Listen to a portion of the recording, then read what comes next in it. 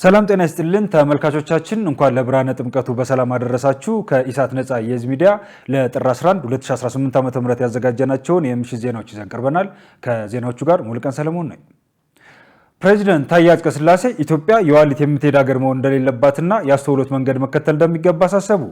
ኢትዮጵያን መስከንና በማስተዋል መጓዝ እንዳለባቸው የገለጹት ፕሬዚደንቱ ሀገርን አጽንቶ ለመቀጠል ሁሉም በአንድነት እንዲቆም ጥሪ አቅርበዋል። በጎንደር እየተከበረ የሚገኘውን የጥምቀት በዓል በማስመልከት ፕሬዚደንቱ ባስተላለፉት መልእክት ጎንደር ሰውም ሀገር ወዳድ የኢትዮጵያዊነት መገለጫና የኢትዮጵያ ዋልታና ማገር ናት ብለዋል።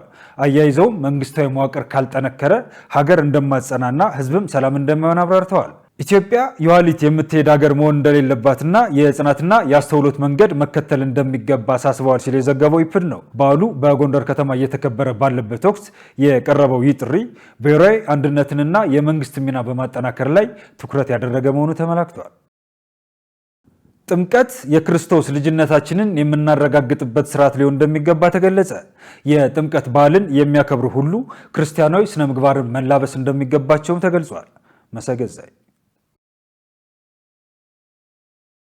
የጥምቀት በዓል በመላው ሀገራችን በዛሬው ዕለት ተከብሯል። ኢሳት ነጻ የህዝብ ሚዲያም በዓሉ በድምቀት ከሚከበርባቸው ቦታዎች አንዱ በሆነው በጃን ሜዳ ተገኝተን በዓሉን ለማክበር የተገኙ ኢትዮጵያውያንን አነጋግረናል። የጠቅላይ ቤተ ክህነት አገልጋይ የሆኑት መዝገበ ጥበብ ሀብታሙ አለልኝ እንደነገሩን ጥምቀት ኢየሱስ ክርስቶስ በዮሐንስ እጅ መጠመቁን መነሻ አድርገን የምናከብረው በዓል በመሆኑ በዓሉን የሚያከብሩ ሁሉ ክርስቲያውያን ስነ ምግባር መላበስ ይጠበቅባቸዋል። ክርስቶስ ትንቢት ሲነገርለት ዓመት ዘመን ሲቆጠርለት ከቆየ በኋላ ወደዚህ ምድር መጥቶ በ30 ዘመኑ ወደ ዮርዳኖስ ወንዝ ወርዶ በዮሐንስ እጅ መጠመቁን እኛም እሱን ምክንያት በማድረግ እሱን መነሻ በማድረግ የተጠመቅንበትን ክርስቶስን በጥምቀት አርአያ አድርገን እሱ ያሳየንን ተቀብለን እኛም ተጠምቀን ልጅነትን ያገኘንበት ነው። በክርስትና ቤተክርስቲያን ሕግና እንትን አላት፣ ስርዓት አላት። በስርዓት መሰረት ምዕመናኖቿ ሁሉም ሕግና ስርዓትን ተጠብቀው ከክፉ ነገር ርቀው ለንስሐ ቀርበው ወደዚህ ጥምቀት መጥተው ስርዓቱን ጠብቀው በዓሉን ማሳለፍ አለባቸው ማለት ነው። ሌሎች የበዓሉ ታዳሚዎችም ስሜታቸውን እንደሚከተለው አጋርተውናል። ጥምቀት በጣም የምንወደው በዓል ነው እና አሁን ገና ተጠመቅኩ። በጣም ደስ የሚለኝና ለዚህ ስል ነው ከሌላ ሀገር የመጣሁት እና ስለመጣው በጣም እድለኛ ነኝ። በጣም እድለኛ ሆኜ ተሰምቶኛል። እኔ ድሬዳዋ ነው የተወለድኩት። ፈረንሳይ ሀገር ነው የምኖረው እና ሃይማኖቴ እስላም ነው እና ግን የምወደው ጥምቀትን የመጀመሪያ ጊዜ ነው እዚህ ስመጣ።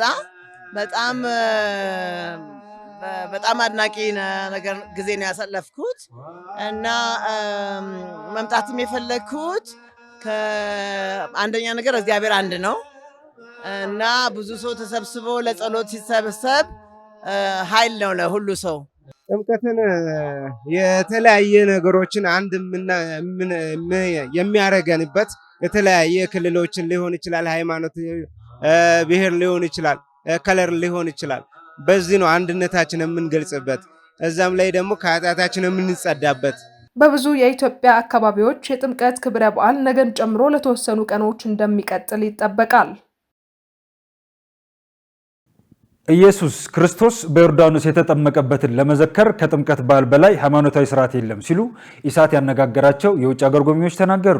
ኢትዮጵያውያን አኩሪ ባህላቸውን ለማስቀጠል ሰላማቸውን ማስጠበቅ እንደሚገባቸውም ገልጸዋል። ተጨማሪ አለ። በርካታ የውጭ ሀገር ጎብኚዎች ከሚታደሙበት በኢትዮጵያ ከሚከበሩ የአደባባይ በዓላት መካከል የጥምቀት በዓል ቀዳሚው ነው። ኢሳት ነጻ የህዝብ ሚዲያ በዓሉ ላይ ለመገኘት ከተለያዩ ሀገራት የመጡ የውጭ ሀገር ጎብኚዎችን አነጋግሯል። እኚህ የምታዩቸው ጎብኚ ደስቲን ይባላሉ። ከአሜሪካ ሎስ አንጀለስ ነው የመጡት። በዓሉ ላይ በኢትዮጵያ ሲገኙ ለመጀመሪያ ጊዜ መሆኑን ነግረውን የተሰማቸውን ስሜት እንደሚከተሉ አጋርተውናል። ወደ ኢትዮጵያ ስመጣም ሆነ የጥምቀት በዓልን ሳከብር ለመጀመሪያ ጊዜ ነው። ከአሜሪካ የመጣሁት ኢትዮጵያ የምትኖር ወዳጄ ልደት በጋራ ለማክበር ነበር። እሷ ደግሞ ጥምቀት ጋበዘችኝ። ከመጣው በኋላ ያየሁት ነገር ግን የማይታመን ነበር። በተለያዩ የዕድሜ እርከኖች የሚገኙ ሰዎች በአንድነት ተሰብስበው ሃይማኖታቸውን ሲያከብሩ ማየት በእውነት በጣም ታላቅ ደስታ ይፈጥራል። እዚህ በመገኘቴ ኩራት ተሰምቶኛል።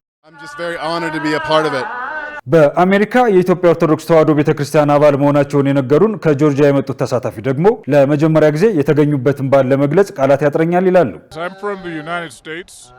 የመጣሁት ከአሜሪካ ጆርጂያ ነው። አሜሪካ ውስጥ በምትገኘው የኢትዮጵያ ኦርቶዶክስ ተዋሕዶ አባል ነኝ። በኢትዮጵያ ጥምቀትን ሳከብር ግን ለመጀመሪያ ጊዜ ነው። ዝማሬው፣ ቅዳሴው፣ ጸበሉ፣ ስርዓቱ፣ ሁሉም ነገር ከምነግርህ በላይ አስደሳች ነው። ኢየሱስ ክርስቶስ በዮርዳኖስ የተጠመቀበትን ጥምቀት ለመዘከር ከዚህ በላይ ስርዓት ሊኖር አይችልም።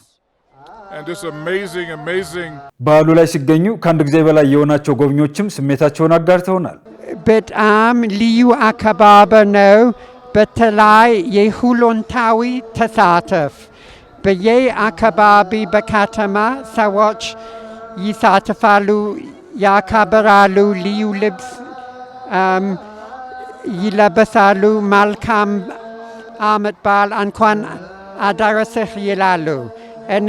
እኔ በትምከት ነበርኩኝ ሌላ ቦታ በአስመራ በአረብ አገሮች እና ትልቅ አከባበር ነው፣ ግን እንደዚህ አይደለም። እዚህ በጣም ያስደንቃል። በዚህ በዓል ላይ ስገኝ ለሁለተኛ ጊዜ ነው። ነገር ግን አሁንም እንደ አዲስ ነው እየተገረምኩ ያለሁት። ኢትዮጵያውያን ለሃይማኖታቸው ያላቸው ጥንካሬ አስገራሚ ነው። ለኢትዮጵያና ለሌሎች ሀገራት ዜጎች የሚከተለውን መልእክት አስተላልፈዋል። እዚህ በዓል ላይ ተገኝተው ለማያውቁ የሰው ልጆች ኢትዮጵያ መጥተው ይህን ድንቅ የሆነ ሕዝብና ባህል እንዲመለከቱ እመክራቸዋለሁ። ኢትዮጵያ የሰው ልጆች መገኛ መሆኗን ማንም አይክድም። መገኛ ስልህ የአካል ብቻ ሳይሆን የመንፈስም። እኔ ራሴን እንደ ኢትዮጵያዊ ነው የምቆጥረው። ኢትዮጵያ ይህንን ታሪኳንና የበላይነቷን አስጠብቃ እንድትቀጥል እፈልጋለሁ። የኢትዮጵያዊ ባህል ትውፊት መጠበቅ እና ማሳደግ አለበት። ለኢትዮጵያውያን የሚመኘው ትልቁ ነገር ሰላም ነው። ኢትዮጵያ ሰላም ያስፈልጋታል።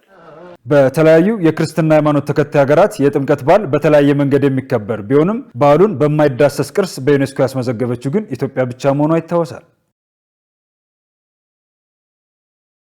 በተያያዘ በኢትዮጵያ ካቶሊካዊት ቤተክርስቲያን የጥምቀት በዓል በድምቀት ተከበረ። በዓሉ በልደታ ማርያም ካቶሊክ ካቴድራል ቤተክርስቲያን የሃይማኖት አባቶች፣ ምዕመናንና የተለያዩ የውጭ ሀገር እንግዶች በተገኙበት በጸሎትና በዝማሬ ተከብሯል።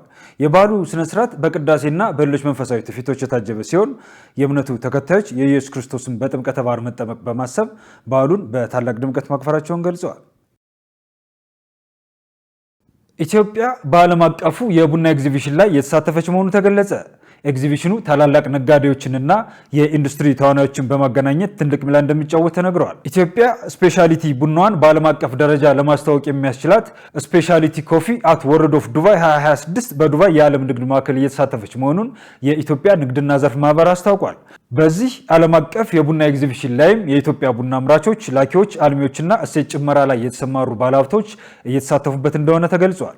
ለአምስተኛ ጊዜ የተዘጋጀው ኤግዚቢሽን የቡና ኢንዱስትሪው የመካከለኛው ምስራቅ ዋና መድረክ ሆኖ በዓለም ዙሪያ የሚገኙ የቡና አምራቾችን፣ አልሚዎችን፣ ቸርቻሪዎችን፣ ታላላቅ ነጋዴዎችንና የኢንዱስትሪ ተዋናዮችን በማገናኘት ትልቅ ሚና ይኖረዋል ተብሏል።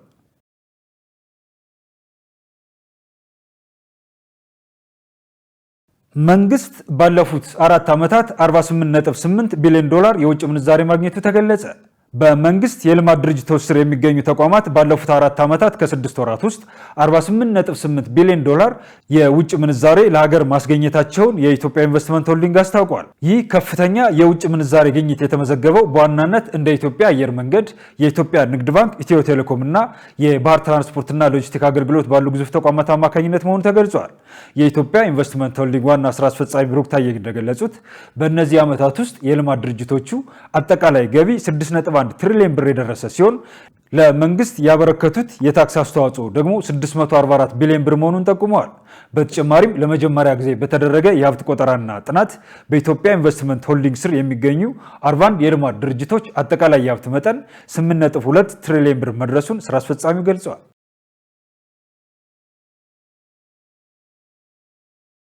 ተመልካቾቻችን ከኢሳት ነጻ የህዝብ ሚዲያ የሚተላለፉላችሁ የምሽት ዜናዎቻችን እንደቀጠሉ ናቸው። ወደ ዜናዎቻችን እናልፋለን።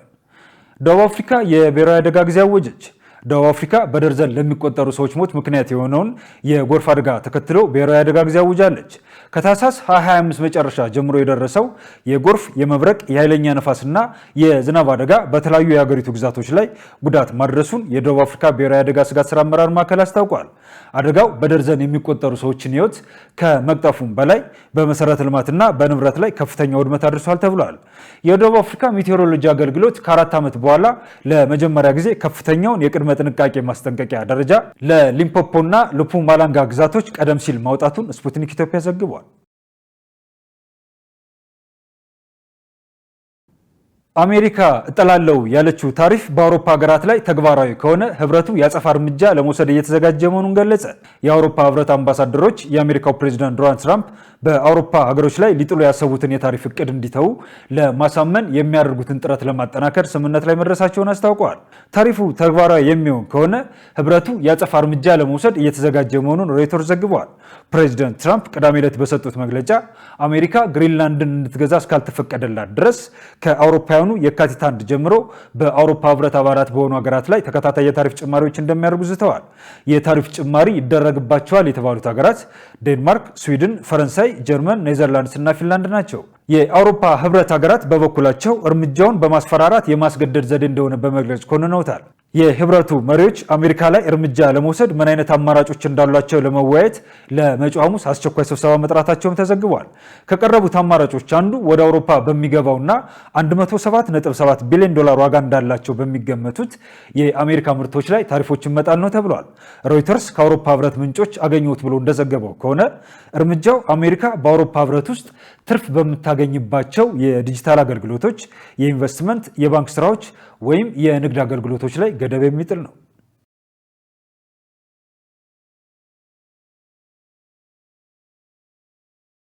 ተመልካቾቻችን ከኢሳት ነፃ የህዝብ ሚዲያ ለጥር 11 2018 ዓ.ም ለዕለተ ሰኞ ያዘጋጀናቸው የምሽት ዜናዎቻችን የተከታተላችኋቸውን ይመስሉ ነበር። ከዜናዎቹ ጋር ሙልቀን ሰለሞን አብሬያችሁ ቆየው። መልካም በዓል ይሁንላችሁ።